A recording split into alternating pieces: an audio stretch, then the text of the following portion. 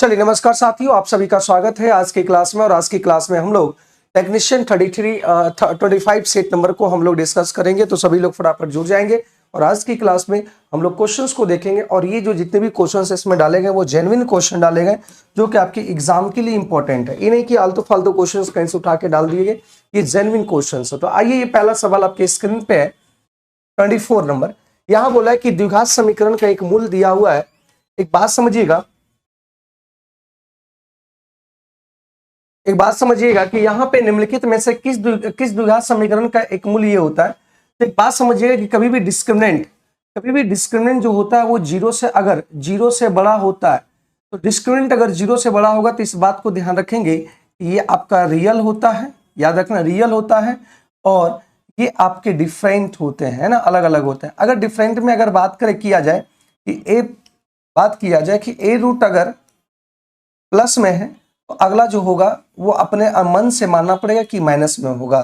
ठीक है, ये अगर दोनों के बीच का स्क्वायर करने के बाद अंतर अगर समान रहेगा, अंतर एक का रहेगा, तो यहाँ पे 4-2 ये दिया हुआ है। ठीक है, ये आपके 4-2√5 दिया हुआ है। किसी द्विघात समीकरण का एक मूल दिया हुआ है, तो आपको निकालना है मेरे भाई। एक मूल अगर दिया हुआ है तो आपको निकालना है मेरे दोस्त, दूसरा निकालना है। तो दूसरा निकालने के लिए आपको क्या करना पड़ेगा, तो बहुत आसान है इसको निकालने के लिए। अगर ये दिया हुआ है, दूसरा जो होगा ये इतना हो जाएगा। अगर ये प्लस भी है तो दूसरा ए माइनस भी ये हो जाएगा। ठीक है, अगर हम यहां से एक बात करते हैं कि a-2√5 है तो एक प्लस हो जाएगा। तो यहां से हम लोग जानते हैं कि इसका फॉर्मूला क्या होता है। इसको मान लीजिए अल्फा है और ये मान लीजिए बीटा है। हम जानते हैं इसका जो द्विघात समीकरण होता है वो अल्फा प्लस बीटा होता है। अल्फा प्लस बीटा करते हैं तो ये -8x हो जाएगा। होता है ना फॉर्मूला, देखिए ये होता है फॉर्मूला।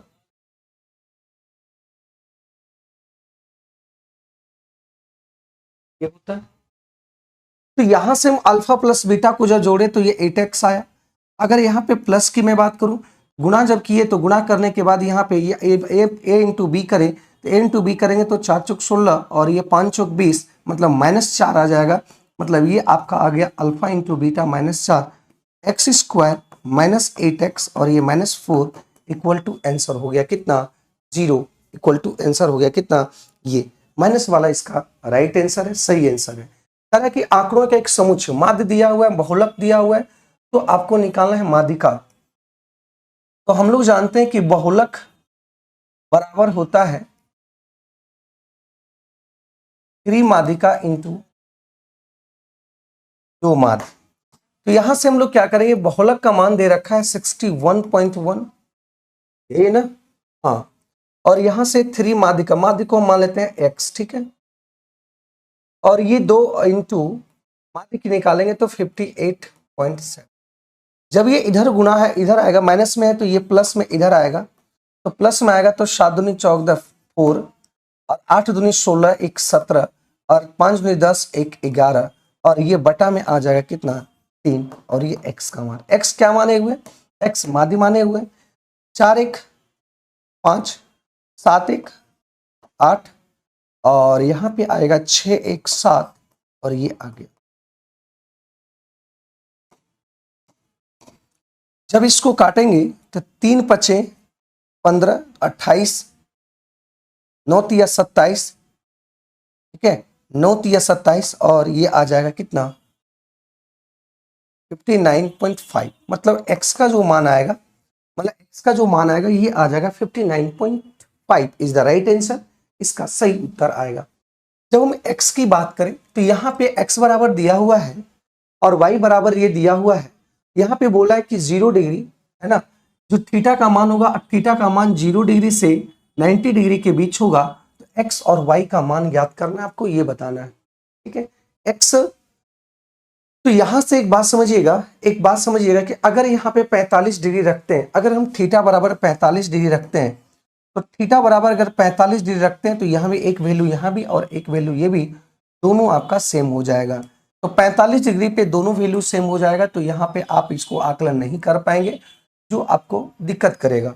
तो आप यहाँ से डायरेक्ट 45 डिग्री वैल्यू पुट नहीं करेंगे क्योंकि 2 ऑप्शन टैली कर रहा है अब दो ऑप्शन टैली कर रहे हैं तो सॉल्यूशन में फिर इसको पुट करेंगे दूसरा एंगल तो सॉल्यूशन में आपको दिक्कतें आएगी। तो आप डायरेक्ट ही तुरंत कर लेंगे, 1/sec थीटा को लिख सकते हैं cos थीटा, और ये लिख सकते हैं आपको cos थीटा, और ये लिख सकते हैं sin थीटा, cos थीटा और sin थीटा, और ये sin theta by cos theta. आप यहाँ पे पुट भी कर सकते हैं, तो यहाँ पे थीटा बराबर जब 45 रखते हैं तो यहाँ दोनों ऑप्शन आ जाता है। अब उसके बाद कुछ और पुट करके देख सकते हैं, तो यहाँ पे बहुत सारा वैल्यू पुट करना पड़ेगा। तो आप इसी तरह सब सॉल्यूशंस कर देंगे तो आपके लिए आसान हो जाएगा, तुरंत ही सॉल्व कर देंगे, तुरंत ही सॉल्व कर देंगे, आपको ज्यादा समय नहीं लगेगा इसमें ये सॉल्व करने में। ठीक है, तो यहां से एक बात समझिए, कॉस स्क्वायर इधर आया, साइन स्क्वायर इधर आया, तो cos square plus sine square हो जाता है कितना 1, और ये आ जाएगा साइन थीटा इंटू क्या आ जाएगा कॉस थीटा आ जाएगा। ठीक है, इस बात को ध्यान रखना, sine theta into cos theta आ जाएगा। तो ये आपका देखिए कॉस गुना कॉस, कॉस स्क्वायर हो जाएगा, तो यहां से आ जाएगा साइन स्क्वायर थीटा और कॉस थीटा, यहां पे गुना करेंगे तो कॉस स्क्वायर हो गया और ये आ गया साइन थीटा। ठीक है, कॉस इंटू कॉस क्या हो जाता है कॉस स्क्वायर थीटा। एक बात समझिए, एक यहां से ये कट गया और आपका वैल्यू आ गया ये आपका tan theta into sec theta.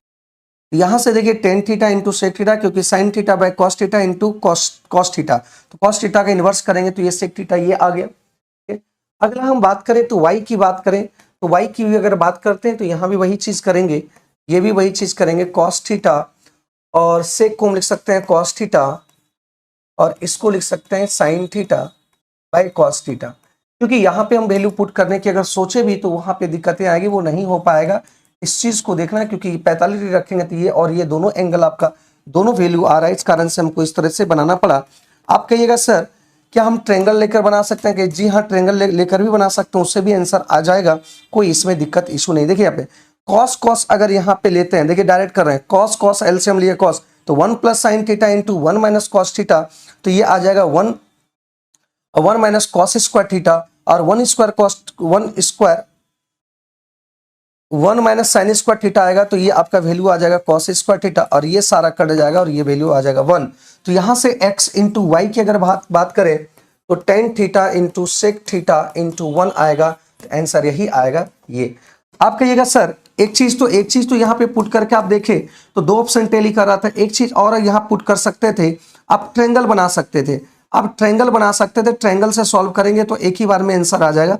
जैसे ये 3 है, ये 4 है और ये 5 है ना। अगर ये थीटा को मानते हैं तो यहां से हम अब ये सारे वैल्यू पुट करेंगे। अब वैल्यू पुट करने के बाद x इंटू वाई का मान जो आएगा ऑप्शन में पुट करने के बाद देखेंगे किस में आ रहा है सेम चीज, तो आंसर आप इससे भी कर सकते थे, इससे भी कर सकते थे, लेकिन इसमें दो वैल्यू पुट दिया होगा और ये बेसिक भी कर सकते थे। दोनों तरीके से आप इसे सॉल्व कर सकते थे, ये आसान था। त्रिभुज की बात करें, त्रिभुज की 3 कोऑर्डिनेट है, इस बात को समझना। 3 कोऑर्डिनेट मतलब 3 4 और ये 5 और 7 और ये आपका -3 और 6, ये 3 कोऑर्डिनेट है, इस बात को ध्यान रखना।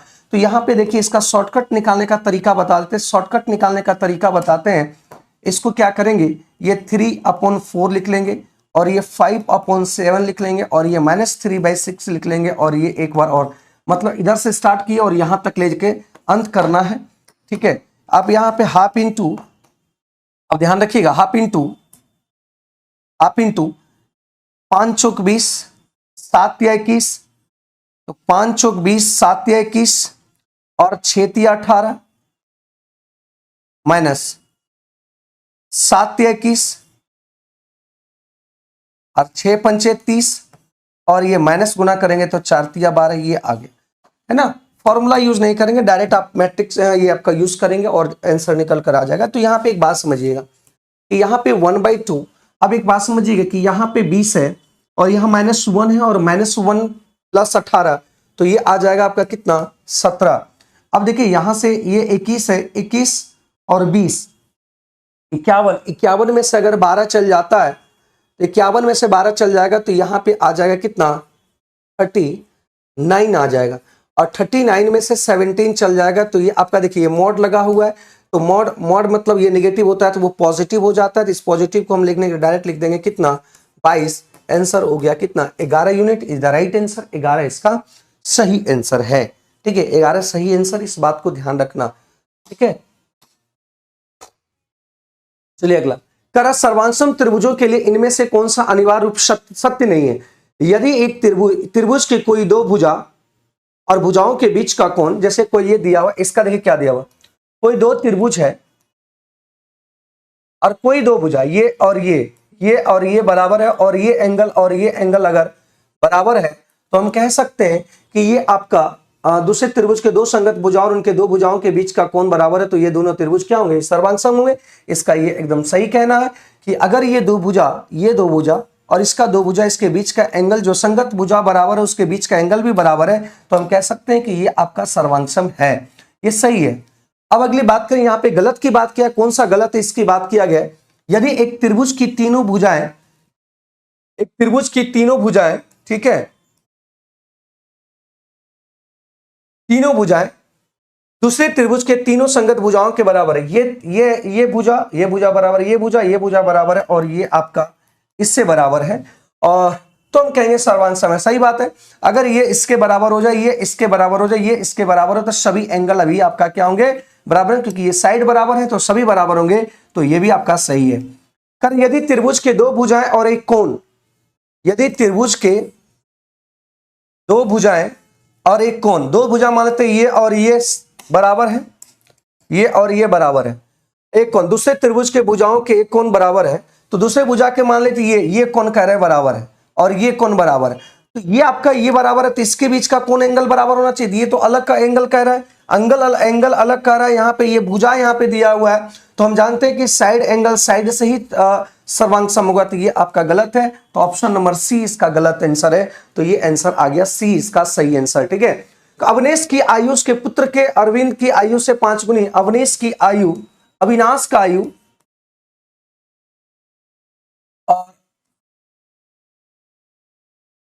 अरविंद की आयु से 5 गुनी, मतलब ये 1 होगा तो ये आपका कितना होगा? 5 गुना। अब एक बात समझिए, 4 वर्ष बाद अवनीश की आयु है ना, आफ्टर 4 वर्ष बाद की अगर आयु की बात करें तो ये आपका 4 गुनी है। कुछ नहीं करना है, मतलब ये प्रेजेंट का दिया हुआ है, तो देखिए यहां से प्रेजेंट से 4 साल बाद, मतलब यहां पे भी 4 बढ़ा और यहां भी 4 बढ़ा, इसका मतलब हम कंजुगेट मल्टीप्लाई कर सकते, सॉरी क्रॉस मल्टीप्लिकेशन कर सकते हैं। 5 का 5, 4 का 4, यहाँ पे 1 का अंतर, 4 चौक 16, 4 का 4, 4 चौक 16, 4 का 4, तो यहाँ पे 12 का अंतर, मतलब 1 यूनिट बराबर आपका 12 दिया हुआ है। तो निकालना है कि उसकी वर्तमान आयु का औसत निकालना है।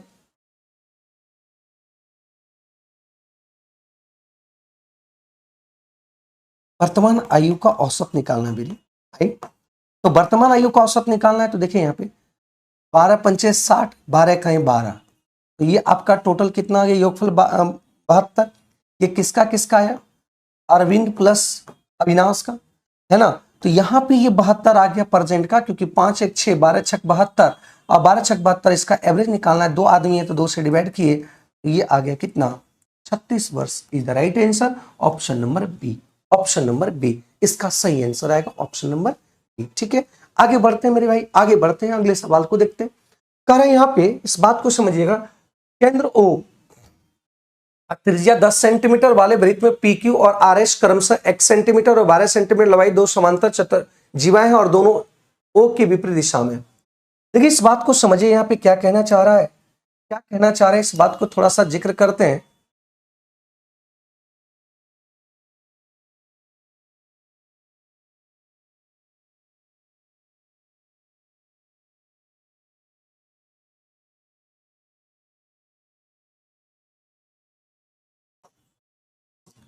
यहाँ पे एक जीवा है ना, एक यहाँ पे क्या बोला गया है कि यहाँ पे एक जीवा है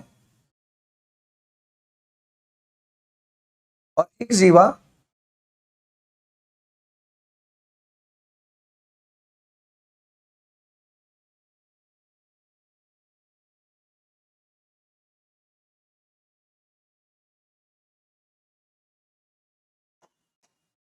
और यहां से देखा गया कि यहाँ पे एक केंद्र है ओ, एक केंद्र ओ है, ठीक है। और यहाँ पे जो त्रिज्या है आपका दिया हुआ 10 सेंटीमीटर, ठीक है। ये पी क्यू और ये आपका आर एस दिया हुआ है, ठीक है। PQ आपका x सेंटीमीटर का है, x सेंटीमीटर का है, और यहां से इसको लंब, ये तो लंब हो जाता है और ये भी लंब हो जाएगा।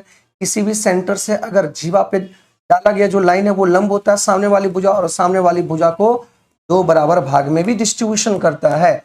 तो ये x है पूरा, तो ये x/2 होगा और ये भी x/2 होगा। ये आपका त्रिज्या नहीं है, ठीक है, ये आपका कितना दिया हुआ है 12, तो ये आपका 6 हो जाएगा, ये 6 हो जाएगा।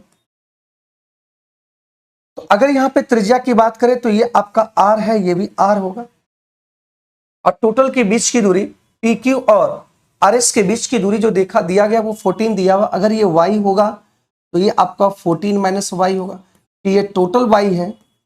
यहां से एक बात समझेंगे मेरे भाई, दो इक्वेशंस बनेगा, दोनों इक्वेशंस को समझने की कोशिश करते हैं कि ये आर स्क्वायर की अगर बात करें तो आर स्क्वायर बराबर होगा एक्स का स्क्वायर और 2 दूनी 4 प्लस वाई स्क्वायर हो जाएगा। फिर अगला इसमें इस इक्वेशन में देखते हैं, तो यहां आर स्क्वायर करेंगे तो 14 माइनस वाई का होल स्क्वायर और प्लस 6 36। तो जब ये R R L H S बराबर है तो हम कह सकते हैं x/4 plus y square equal to 14 minus y square और प्लस 36 आएगा। ठीक है, तो यहां से जब सॉल्यूशंस करेंगे मेरे भाई, सॉल्यूशंस करेंगे तो ध्यान रखेंगे, सॉल्यूशन अगर करते हैं इस बात को ध्यान रखेंगे, ये ब्रैकेट है तो 14 का स्क्वायर करेंगे तो 196 और ये आ जाएगा प्लस वाई स्क्वायर और -2 14 दूनी 28 वाई और ये प्लस 36 आ जाएगा।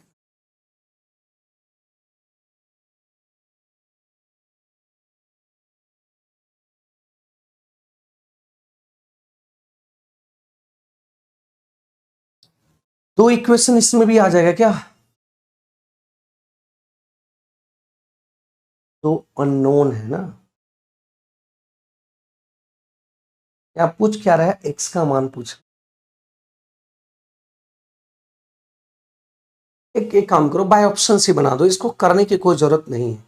अगर ये 6, ये 6 है तो ये आपका क्या होना चाहिए, 8 होना चाहिए। तो 8 होने के लिए, ये वैल्यू 8 होने के लिए क्या करना पड़ेगा, 8 होने के लिए इसको 6,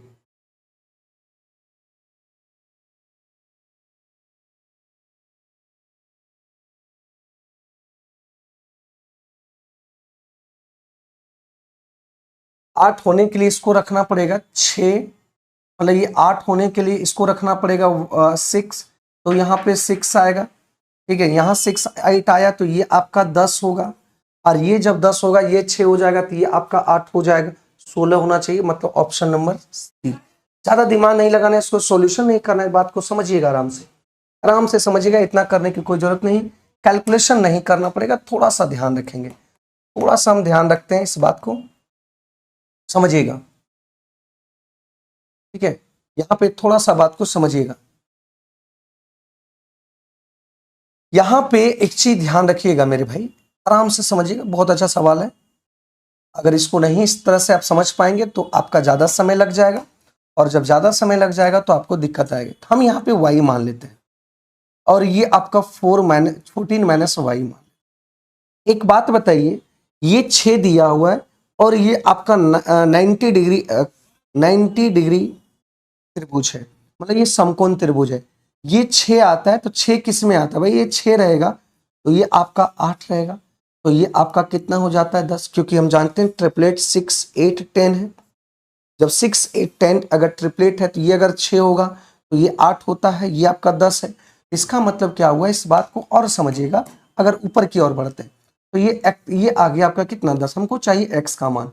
ये अगर ये 14 माइनस वाई है, अगर हम y का मान 8 रख देते तो इसका मान कितना आ गया 6।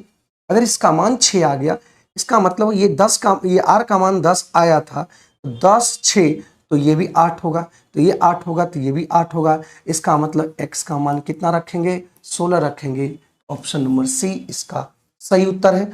बहुत आसान सवाल है, और उसको एक अच्छे तरीके से हम लोग क्या किए, कॉन्सेप्ट को लगाकर बिना कैलकुलेशन से हम क्वेश्चन को सॉल्व कर दिए और आंसर को ला दिए मेरे भाई। ठीक है, क्लियर है। चलिए ठीक है, x का मान 16 रखने पर आंसर ये दे रहा है। ठीक है, चलिए बहुत बढ़िया।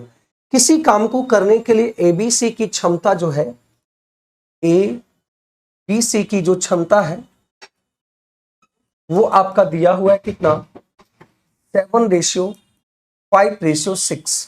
ठीक है मेरे भाई। कह रहा है कि एक साथ काम करते हुए वे उस काम को 35 दिनों में पूरा कर सकते हैं।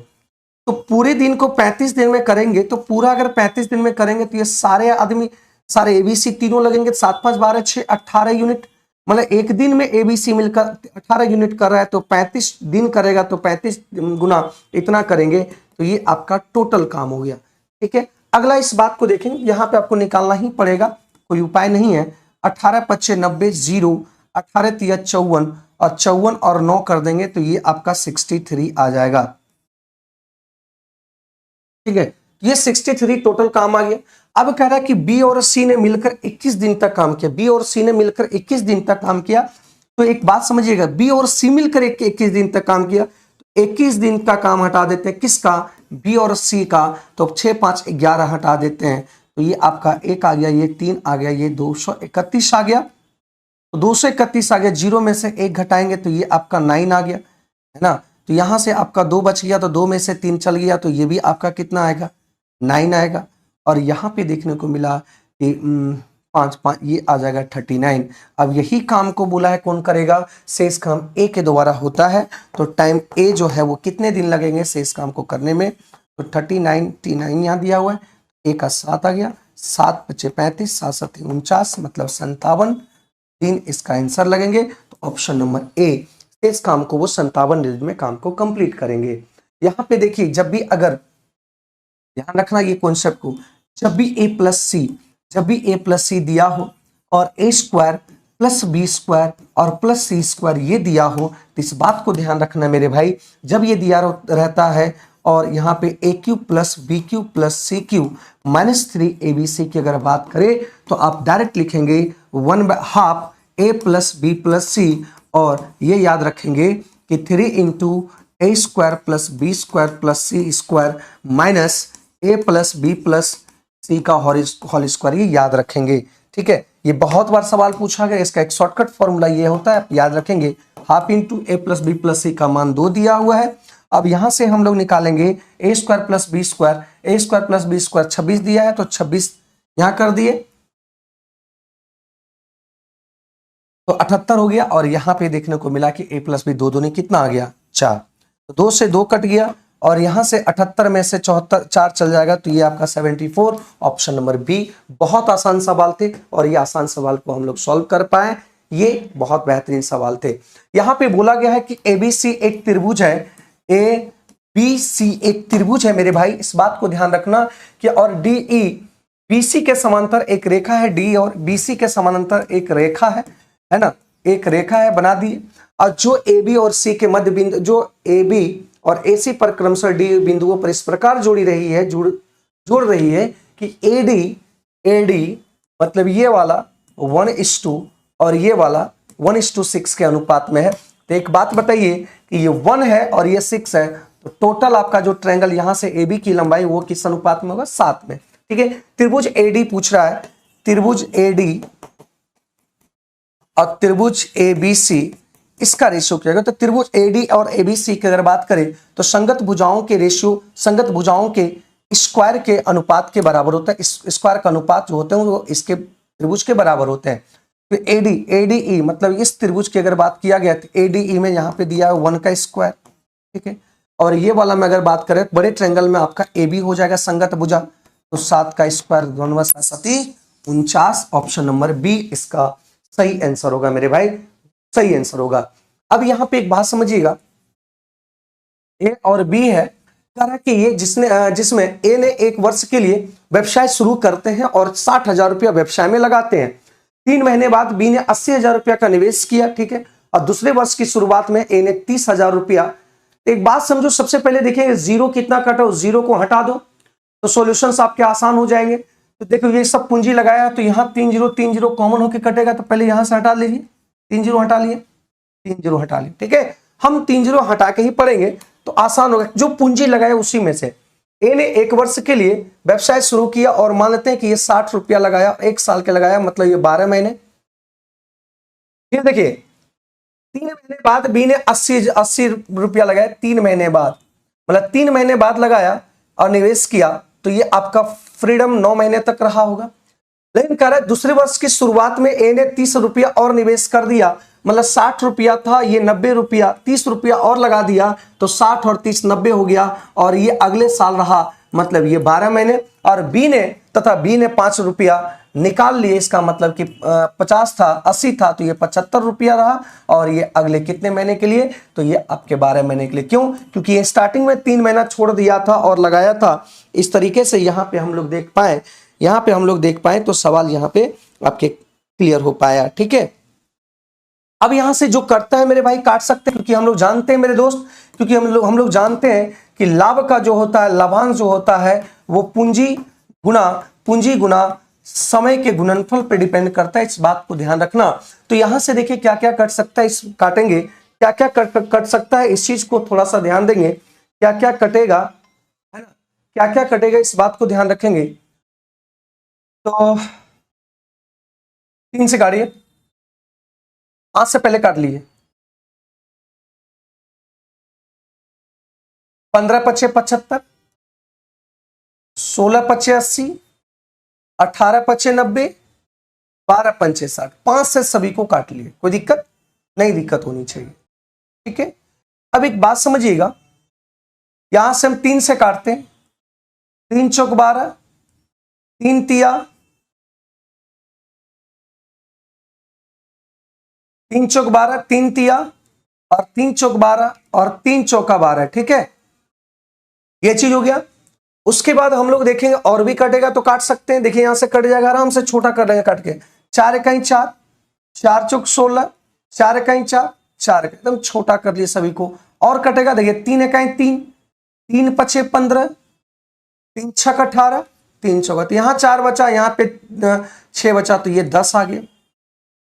और यहां पे आपका रेशियो आ गया कितना, ये आ गया। बहुत बेहतरीन सवाल है, इस बात को थोड़ा सा जिक्र करेंगे और समझने की कोशिश करेंगे, आराम से समझने की कोशिश करेंगे। एक बात बताइए, ये टोटल लाभ देखने को मिला कितना, 90 मिला, ये टोटल 19 मिला। तो यहां पे बोला गया है, अब अगले बात को देखेंगे कि 2 वर्षों के लिए अंत में ए द्वारा अर्जित लाभ 35,880, यदि वे कुल लाभ का आधा समान रूप से और शेष पूंजी के अनुपात में वितरित किया गया है। इस बात को ध्यान रखना मेरे भाई कि ये जो आपका जो पूंजी लिया था, ए जो लिया था पूंजी, इस बात को ध्यान रखना कि ए जो पूंजी लिया था, टोटल लाभ हुआ था उसमें से आधा लिया और शेष को पूंजी के अनुपात में बांट दिया। तो 19 का आधा करने में आपको दिक्कतें आएगी, आधा नहीं हो पाएगा बढ़िया तरीके से। तो एक काम करते हैं, इसको हम 2 गुना ना करके हम 4 गुना कर देंगे, तो आराम से कट सकता है। 19 अगर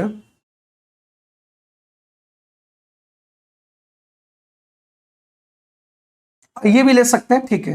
हम यहाँ पे अगर दुगना कर दिए तो दुगना करना आसान होता है। क्यों दुगना कर दिए? क्योंकि ये आधा पूंजी, ये टोटल पूंजी 19 मानते थे, इसका आधा करेंगे तो पॉइंट में आएगा, इसलिए हम दुगना कर दिए। तो ये आपका आ गया कितना, ये आपका आ गया कितना, 38। तो 38 का आधा 19 नहीं आएगा, 19 का आधा को बांटा है तो पॉइंट में ही आएगा, पॉइंट में ही आ जाएगा। 19 का हम इधर भी भाग बांटेंगे 19, तो 19 को गुना कर दो 4 से, आसान हो जाएगा।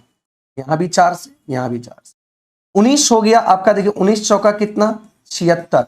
अब ये जो 76 टोटल लाभ है, इस लाभ में से क्या किया है, ए को और बी को इसका आधा बांट दिया। तो पहले आधा की अगर बात करें तो आधा हो गया कितना, 37। इस 37 में से यहां पे 37 में से आधा क्या किया है, 37 नहीं होगा, 38 होगा। 38 बांटा मतलब 19 इसको दे दिया और 19 इसको दे दिया, कोई दिक्कत, 19 इसको दे दिया और 19 इसको दे दिया। क्योंकि ये 76 टोटल लाभ है, टोटल 76 लाभ माने हैं, तो 38 है, 38 का आधा दे दिया ए को और आधा दे दिया बी को, और जो आधा जो बचा हुआ है उसको इसके अनुपात में डिस्ट्रीब्यूशन कर दिया। तो प्लस 38 बटा, देख लीजिए यहां पे आ गया कितना, 10 चौक 44 और 9 चौक, ये आ गया टोटल कितना है, 76। तो 76 यहाँ पे हो गया। तो एक बात बताइए, ये 76 यूनिट बराबर 38 है, 1 यूनिट बराबर कितना आएगा? 1/2 आएगा। तो यहाँ से अगर बात करें कि ए को कितना मिला है पूंजी के अनुपात में अगर बांटेंगे तो ये आपका आ गया 20, ये पूंजी के अनुपात में। और ये जो मिला है इसका भी पूंजी के अनुपात में अगर देखते हैं हाफ, तो 9 चौक 36, तो 36 हो गया यहाँ पे कितना 18, मतलब इसको मिल गया है कितना 20 और इसको मिल गया पूंजी के अनुपात में कितना 18। तो ये आ गया आपका कितना 39 और ये आ गया 9 8 17, मतलब ये 37। ठीक है, तो ये आपका दिया हुआ है, इतना बराबर आपका दिया हुआ है कितना,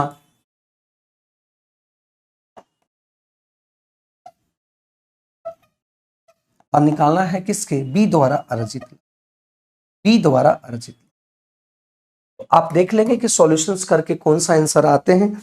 इस सॉल्यूशंस करके आप अगर देखेंगे ऑप्शन नंबर ये आएगा, तो आप देख लेंगे। ठीक है, कैलकुलेशन खुद कर लेंगे, इसमें मेरा कोई योगदान नहीं है। 12-24 देखो, 12-24 और 27 का चतुर्थ अनुपात, तो चतुर्थ अनुपात की मैं बात करूं तो ये आपका A/B और C/D यही होता है ना, और D ही आपका क्या है, फोर्थ प्रोपोर्शनल है। तो यहां से एक बात समझिएगा कि 12 दूनी 24, ये 1/2 हुआ, तो ये भी आपका 1/2 होना चाहिए। तो 57 दूनी ये होना चाहिए कितना 54, मतलब ये फोर्थ जो रेशियो आया है ये आपका कितना आया है 54 होगा। ठीक है, अब आगे बात करते हैं अगले सवाल पे। यहां पे कह रहा है कि ए और 36 का तृतीय अनुपात, दो वैल्यू दिया हुआ ए और 36 बराबर होगा, इधर भी 36 और इधर का आपका तृतीय अनुपात नहीं पता, तो तृतीय अनुपात के जगह पर हम x मान लेते हैं।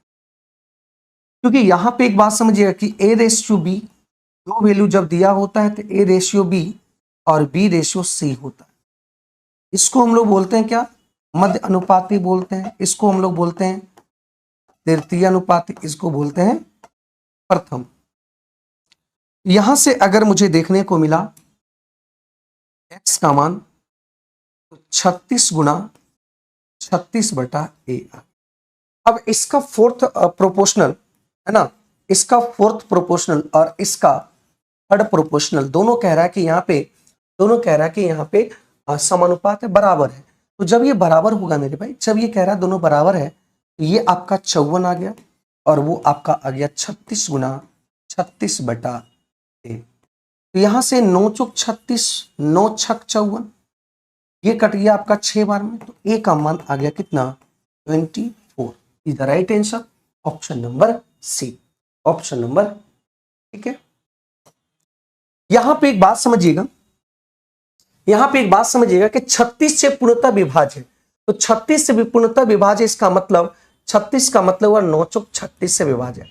अगर बोले कि यहाँ पे y का जो मान होना चाहिए, y का जो मान होना चाहिए मेरे भाई, तो y का जो मान होना चाहिए, यहाँ पे देखिए 36 से पूर्णतः विभाज्य है, तो y का अधिकतम मान के लिए, y को अधिकतम मान के लिए अगर ये 36 से डिवाइड है, मतलब इसके फैक्टर 9 और 4 से भी डिवाइड है, तो ये जो वैल्यू होना चाहिए, y का मान जो होना चाहिए वो कितना होना चाहिए, y का मान क्या क्या पॉसिबिलिटी है, तो y का मान क्या क्या पॉसिबिलिटी, हम 4 के नियम से अगर देखते हैं, 4 का लास्ट 2 डिजिट आपका कटना चाहिए, तो लास्ट 2 डिजिट कटना चाहिए। तो 4 के अगर नियम की बात करें तो 4 के जगह पर हम क्या रख सकते हैं, y के जगह पर हम 0 भी रख सकते हैं तभी कटेगा, 2 भी रख सकते हैं तभी कटेगा, अगर हम 3 नहीं 4 से भी रख सकते हैं तब भी कटेगा, 6 भी रखते हैं तब भी कटेगा, 8 भी रखते हैं तब भी कटेगा, मतलब y का मान इतना मान पॉसिबल है। लेकिन यहाँ पे क्या बोला गया है, अधिकतम वैल्यू चाहिए y का मान, तो अधिकतम वैल्यू आपका कौन है 8 है, मतलब y का मान फिक्स हो गया कि 8 है, 8 है, y का मान फिक्स हो गया 8 है। अब इसको संख्या को लिखते हैं,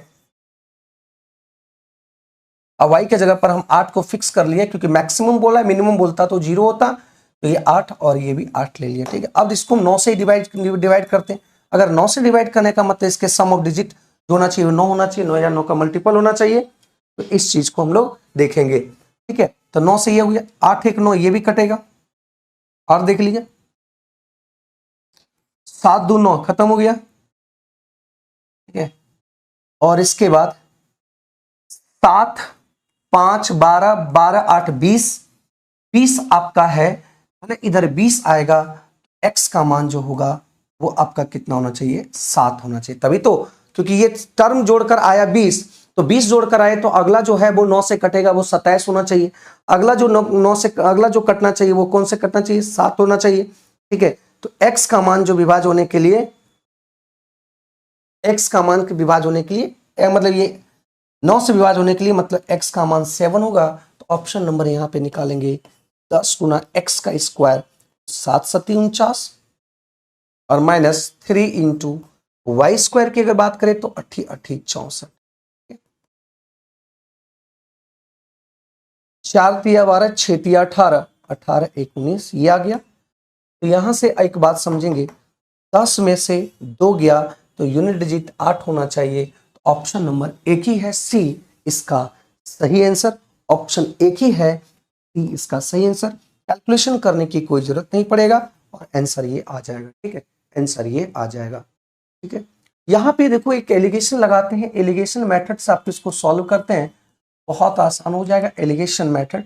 देखो यहाँ पे क्या बोला, 400 कर्मचारी वाली एक फैक्ट्री में पुरुष कर्मचारियों की संख्या, महिला की कर्मचारियों की संख्या इतना दिया, ये मेल और ये फीमेल, तो 5:2 ये दिया हुआ है 3। ठीक है, ये अलग अलग दिया है 5:3। लेकिन बोलो कह रहे यहाँ पे फैक्ट्री में 87.5% नियमित कर्मचारी है। तो कर्मचारी नियमित इसका मतलब क्या हुआ कि बॉयज मेल और फीमेल दोनों मिलकर हुआ। तो मेल और फीमेल दोनों मिलकर हुआ मतलब ये 87.5% मतलब दोनों मिलकर जो होता है मेरे भाई ये बीच में होता है कि नहीं। तो ये बीच में 87.5 हुआ।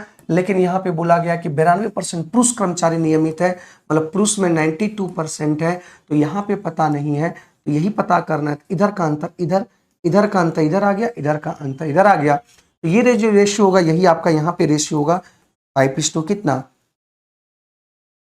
3। अब एक बात समझिएगा मेरे भाई कि ये आपका जितने का अंतर है, तो यहाँ पे अंतर देखने को मिला कि इसमें दोनों के बीच का अंतर कितना है 2.5 और 2, यहाँ पे आया 4.5। तो 4.5 आने के लिए मतलब यहाँ पे अंतर 4.5 का है, लेकिन यहाँ 3 है, तो 4.5 होने के लिए यहाँ कितना गुना करना पड़ेगा 1.5।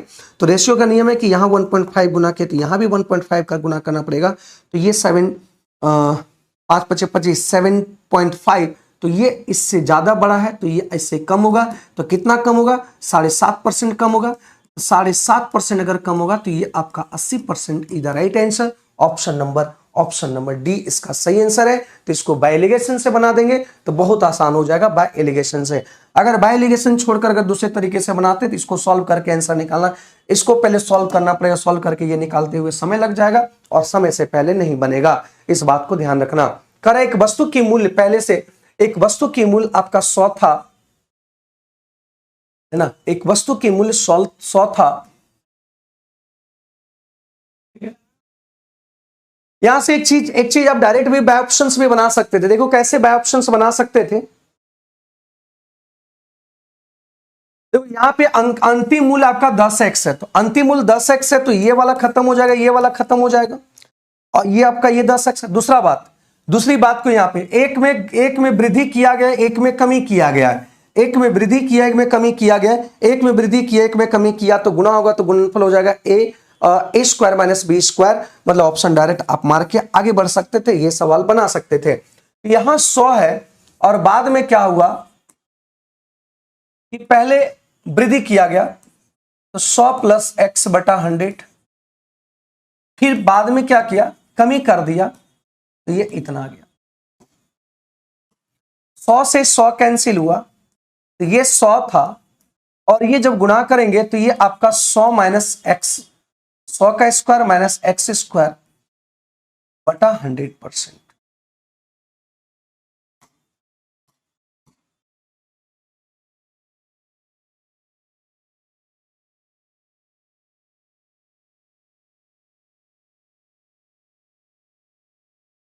एक मिनट, ये आ गया। अब यहां पे अंतिम मूल्य बोला है 10x है। यदि वस्तु की अंतिम मूल्य, ये अंतिम मूल्य अगर 10x है, इसको जब सॉल्व करेंगे भाई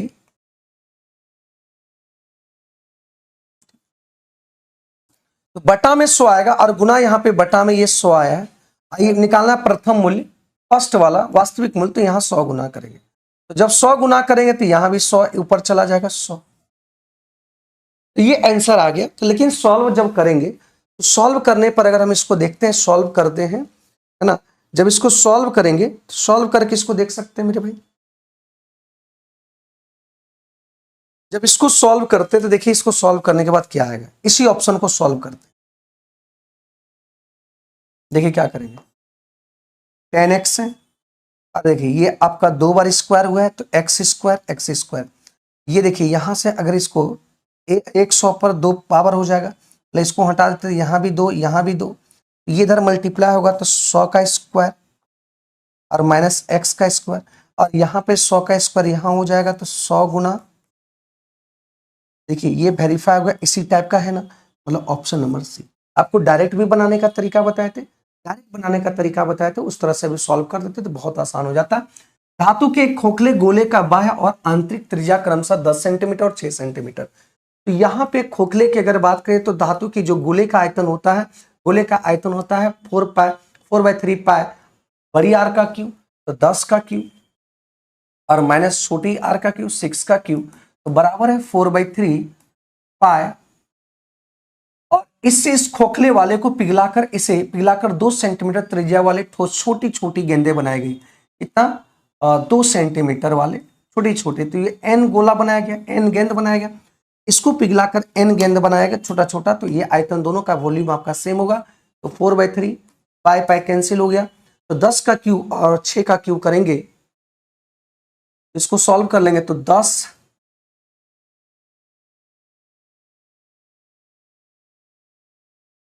और माइनस 216 और बटा ये 8 हो जाएगा, यही एन का वैल्यू आ जाएगा। तो यहां से आप इसको कैलकुलेशन करेंगे तो 10 में से 6 गया 4, और यहाँ पे 9, 9 में से 1 गया ये 8, और यहाँ पे देखने को मिला कि 9 में से 2 गया, ये आपका आ गया 7, ये आंसर हो गया 8। 8 से इसको काटेंगे तो 9 ठी 72, ये आ गया 64, 8 64, मतलब n बराबर आ गया कितना? 98 इसका सही आंसर होगा, 98 इसका सही आंसर होगा। ठीक है, इस बात को ध्यान रखना, 98 इसका सही आंसर होगा। बात समझे कि नहीं? अगला आप देखिए, स्थिर जल में एक नाव की चाल 50 किलोमीटर पर आवर था। इस नाव को प्रभाव की दिशा में जिस दिशा में आपका नदी की धारा चल रही है, उसी दिशा में क्या किया, इसको आगे की ओर मूव किया। ये आपका जो चल रहा था ये 50 किलोमीटर प्रति घंटे की रफ्तार से इसकी जो चाल है चल रहा है, तो ये इसमें तो 50 किलोमीटर अपना है, लेकिन डिस्टेंस आपका यहां से यहां तक था और डिस्टेंस सेम था, तो डी दूरी को तय किया किसके साथ? धारा के साथ चलकर। तो इसका चाल अपने खुद से, धारा की चाल को हम लोग एक्स मान लिए। इसका जो समय लगा, फिर कह रहा है देखिए वहां पे एक निश्चित दूरी तय करने में जितना समय लगता है उससे 25% अधिक समय स्थिर जल में, स्थिर जब पानी जब स्थिर है, झरना में पानी जब स्थिर है उसमें जब चल रहा है तो उसमें उसकी अपनी चाल होगी, और वही चाल बोल रहा है अपनी चाल होगी मतलब 50। इससे कह रहा है कि 25% अधिक लगेगा, 25% अधिक लगेगा, तो इसका जो समय है इसका 125% अधिक कर देते हैं तो इसके समय के बराबर हो जाएगा। तो 25 पंचे और 25 चौका की अगर बात करें तो ये आपका देखिए गुना होगा, ये 50D होगा। ठीक है, और गुना होगा तो यहाँ पे 4D अगर गुना किए तो ये आपका आ गया कितना? एक मिनट, ये D से D कट जाएगा। ठीक है, अब ये उधर गुना कर दो डायरेक्ट, डायरेक्ट उधर, ये 50 इधर गुना हो जाएगा, और ये गुना कर दो तो ये आपका 200 हो गया, और ये आपका कितना हो गया? 4x हो गया। हम्म,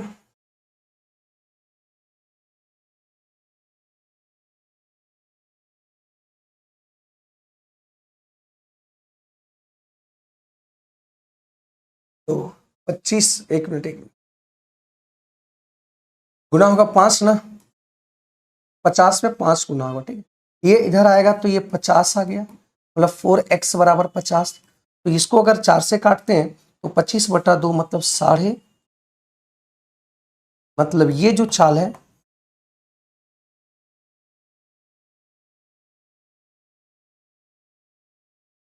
धारा की चाल हो गई।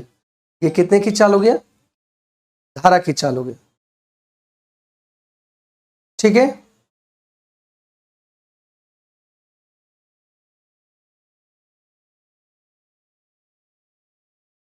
ठीक है, तो यहां से एक बात समझिएगा, इसको आप कैलकुलेशन खुद से कर लेते तो अच्छा रहता। चलिए हम थोड़ा सा हिंट कर दे रहे हैं।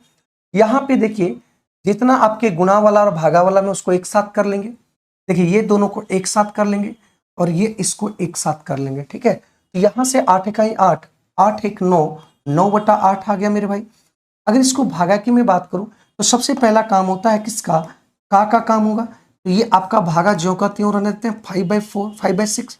और ये का करेंगे तो यहाँ गुणा करेंगे तो ये 3/4 आ गया। ठीक है, ये 3/4 आ गया।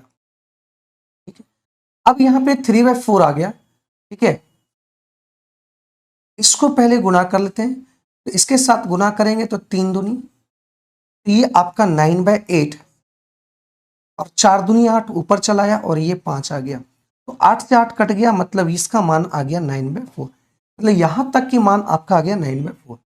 अब देखिए यहां से माइनस करेंगे, यहां से ये वाला का, तो माइनस करेंगे तो ये आपका 3 तिया और ये आपका आ गया कितना 2, 3 दूनी 6, मतलब 1 - 6, मतलब इसका मान आ गया 1 - 6। अब इसकी सॉल्यूशन करते हैं मेरे भाई। 20 से कहीं 20 और 20 और 13 हो गया कितना 33/20 गुणा, देखिएगा यहाँ पे पहले 93 पूरे पे बार है तो मतलब 93/99। और भागा की मैं बात करूं तो पहले इसका सॉल्यूशंस कर लेते हैं। तो ये 1 पॉइंट, हम इसको प्लस भी लिख सकते हैं क्योंकि पॉइंट के बाद उधर ले लेते हैं, इस तरह से लिख सकते हैं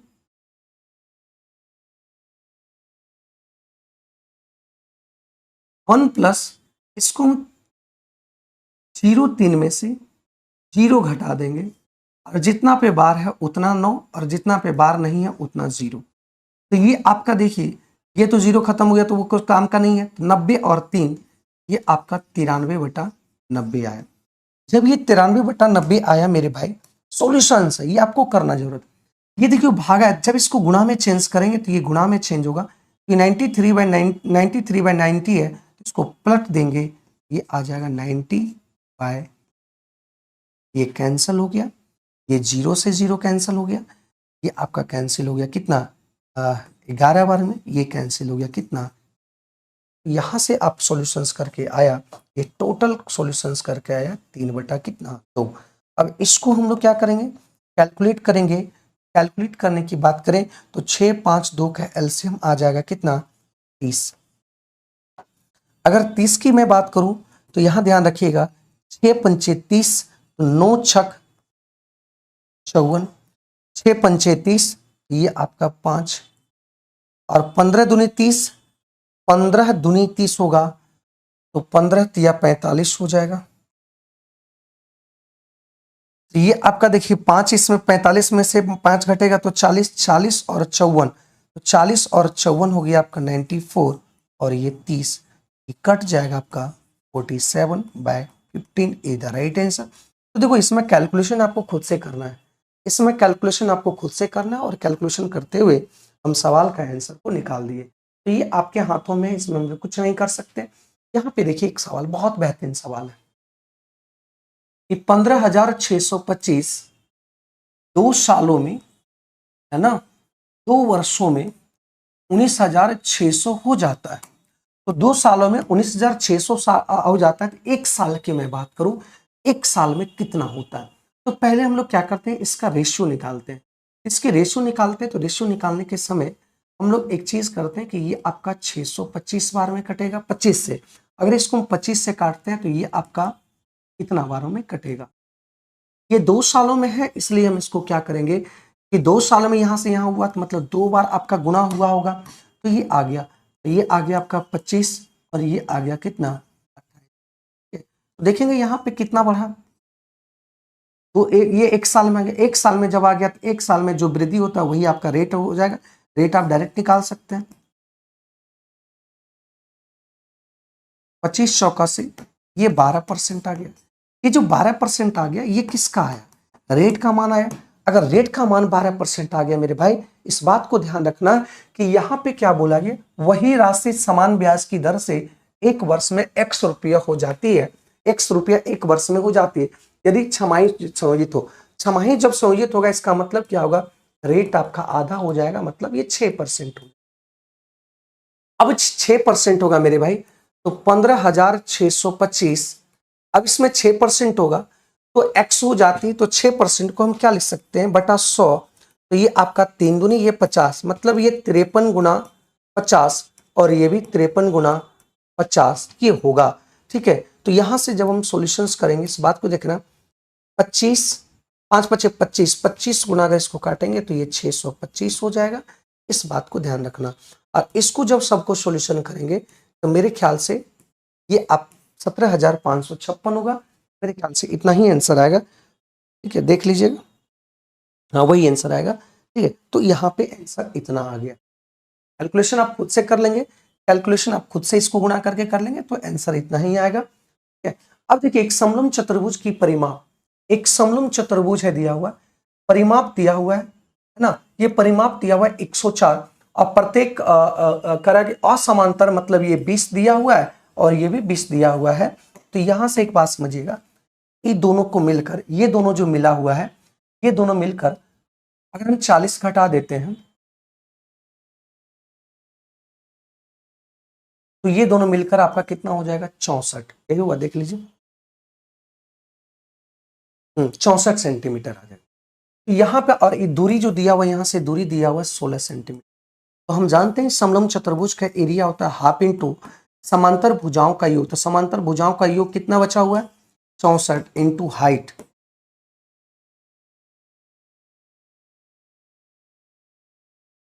ये आ जाएगा कितना, 512 centimetre square. Option number D इसका बेहतरीन सवाल है। आगे बढ़ते हैं, यहां पे बोला गया एक अंकित मूल्य है, मार्केट प्राइस आपका 1200 है, तो पहला वर्ष इसको छूट दिया 20% का, मतलब ये 80%। फिर दूसरा वर्ष इसको 16% का छूट दिया, मतलब 84% दिया। तो यहां से एक बात समझिएगा, 0 से 0 कटा, ये 0 से 0 कट गया। ठीक है, अगर 12 गुना ये पूरा को मल्टीप्लाई करते हैं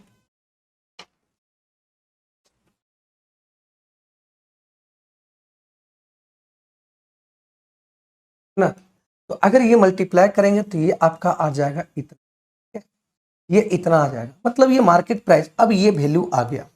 अब क्या बोला है कि इसमें इसमें कितना छूट दिया जाए, कितना छूट दिया जाए, इसको X% का और छूट दे रहा है, इसको बेच रहा है इतना में, मतलब ये मूल्य अभी आया, दो छूट देने के बाद इसमें X% का छूट दिया, इसमें X% का छूट दिया, तो इतना में सेल किया, मतलब ये SP हो गया।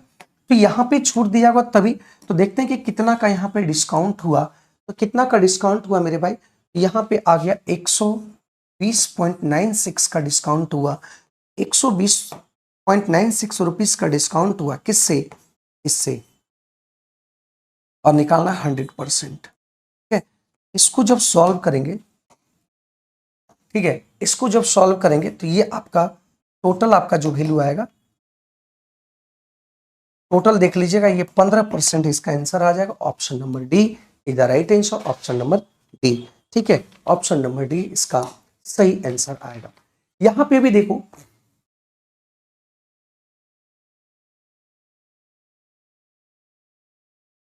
सुरेश अपनी मासिक आय का, मान लीजिए आय 100 है, तो खर्च कितना कर रहा है, खर्च कर रहा है 50, तो बचत कितना करेगा, बचत करेगा 30। यहां से अगर हम काटते हैं, ये 5 पचे 25,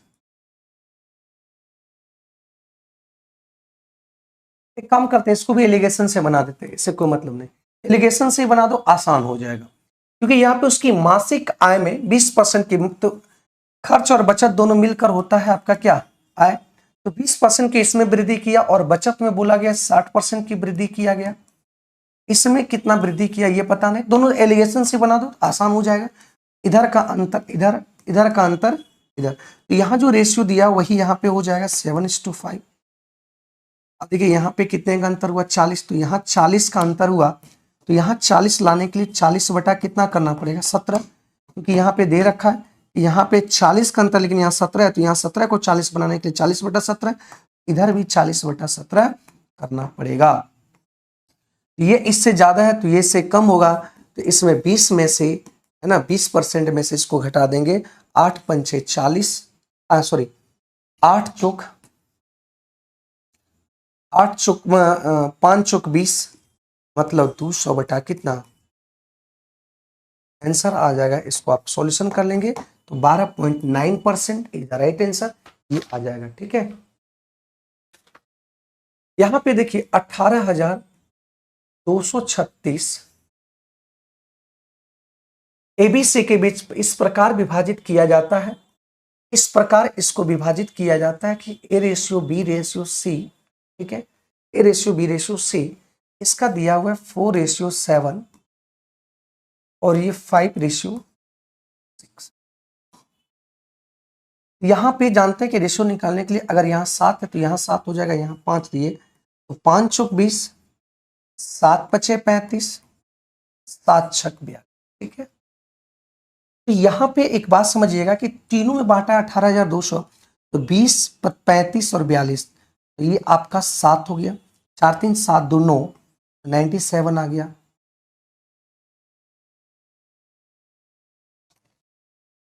कितना आ जाएगा, 97 आ जाएगा मेरे भाई। ठीक है, कोई दिक्कत। अब देखिए 97 यूनिट बराबर आपका कितना दे रखा है, ये टोटल एबीसी में 97 और यूनिट दे रखा 18,000। निकालना किसको, ए और सी के बीच का अंतर। ए और सी के बीच का अंतर मतलब ये 22 यूनिट का है, तो 22 यहाँ पे हम लोग निकाल देंगे। आंसर यहाँ पे आप देख लेंगे भाई, आंसर कौन आने वाला है ना, आंसर कौन आने वाला है, तो वो आप सॉल्व कर लेना। तो ये आप सॉल्व कर लेंगे, एक ये आ गया ऑप्शन नंबर डी। सॉल्यूशन खुद से आप लोग कर लेंगे। ठीक है, यहाँ पे क्या करना है कि यहाँ पे सबसे बड़ी संख्या x एक सबसे बड़ी संख्या है, इसमें भी डिवाइड किया गया है, इसमें भी डिवाइड किया गया है और इसमें भी डिवाइड किया गया है। ठीक है, तो यहाँ पे प्रत्येक स्थिति में शेषफल आपका y बचता है, मतलब दोनों जगह शेषफल आपका इतना। एक अंतर यहां से ले लो, है ना, दूसरा अंतर यहां से ले लो और दूसरा अंतर यहां से ले लो। यहाँ पे जब एचसीएफ निकालने की अगर बात करें, है ना, को विभाजित करने पर एचसीएफ निकालने की बात करो तो यहाँ पे निकालेंगे। एचसीएफ कैसे निकालेंगे, तो यहाँ पे 1837 माइनस 16 इसका अंतर। अगर एचसीएफ समान करने की, अगर रिमाइंडर समान की बात करेंगे, इसमें से इसको घटा देंगे।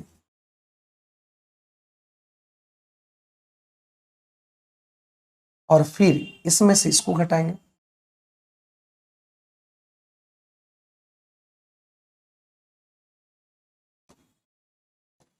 ठीक है,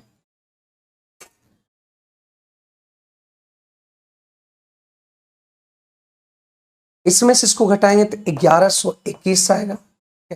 1121 आएगा, 7 में से 6 गया 1121, और ये 708 आएगा, और ये आपका 15 में से 6 जाएगा तो 9 हो जाएगा, तो 1829 ये आ जाएगा।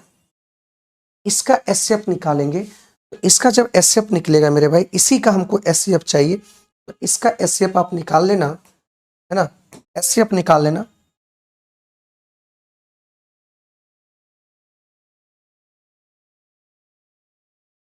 इसका एचसीएफ, तीनों का एचसीएफ मिलकर हो जाएगा 59। अब देख लीजिएगा, ठीक है, इन दोनों का अंतर जो होगा उसी फैक्टर में ये की होगा, तो 59 होगा। तो यहाँ बोला गया कि 59 जब एचसीएफ होगा, अब कह रहा है कि इसको डिवाइड करने पर रिमाइंडर x आ रहा है, तो किसी को भी डिवाइड कर दीजिए। 59 एचसीएफ आया तो इसको डिवाइड कीजिए। इसको जब डिवाइड करेंगे मेरे भाई, ये एचसीएफ इतना है, इसको जब डिवाइड करेंगे तो डिवाइड करने पर देखते हैं कि ये कितना बार में पहले आता है और शेषफल क्या आता है, शेषफल y आना चाहिए। इसको जब डिवाइड करेंगे तो ये एक बार में लगेगा, तो 59, 11 में से 9 गया, कितना बचा 2, और यहां से देखने को मिला कि 6, एक 12 बचा, और ये अगर इसको दोगुना करते हैं, 2 से करते हैं तो 9 दूनी 18, 60 120 मतलब 118 आ जाएगा। ठीक है, तो यहाँ से देखने को मिला कि कितना अंतर आ रहा है, तो 16 में से 8, मतलब ये रिमाइंडर आपका जो आया है, मतलब यही आपका y का मान हुआ। x का मान आपका 59, ये आपका SCF था, और रिमाइंडर आपका दिया हुआ 8, ये घटकर आ जाएगा कितना, 51। ऑप्शन नंबर बी इसका सही उत्तर आएगा, ऑप्शन नंबर बी इसका सही आंसर होगा। ठीक है, अगर ये SCF लेने के लिए तरीका नहीं समझ पाए तो यहाँ ध्यान रखिएगा, सबसे कम डिफरेंस यहाँ पे है कि नहीं, देख लो तो, हाँ सबसे कम डिफरेंस यहाँ पे, तो 11 में से 8 गया तो ये आपका कितना आ गया, 3। यहाँ पे बचा एक, यहाँ पे एक आ गया, उसके बाद 11 में से 7 आया तो यहाँ पे आ गया 400, ये आपका आ गया कितना, 413। अब जब ये 413 को जब हम डिवाइड करेंगे, इसमें देखते हैं कि जो फैक्टर आए, देखिए या तो 413 SCF होगा, या तो 413 का फैक्टर होगा। तो एक बात समझते हैं कि यहाँ 3 से ये नहीं कटेगा, 3 के बाद 5 से नहीं कटेगा, 7 से इसको कटा के देखते हैं, 7 से इसको काटते हैं तो ये 7 का 7, 7 पचे 35 और 6 963, मतलब ये फैक्टर आया। अब देख रहे हैं कि 7 से आपका ये नहीं कट रहा, मतलब SCF नहीं होगा, ये भी SCF नहीं हो। 59 से आपका ये भी कट रहा है, ये भी कट रहा है, ये भी कट रहा है, मतलब SCF आपका जो हुआ वो 59 हुआ। ठीक है, तो यहाँ से हम इसको सॉल्व किए और आंसर को ले आए। तो यहीं तक आज का डिस्कशन था, आज का क्वेश्चन यहीं तक समाप्त हुआ।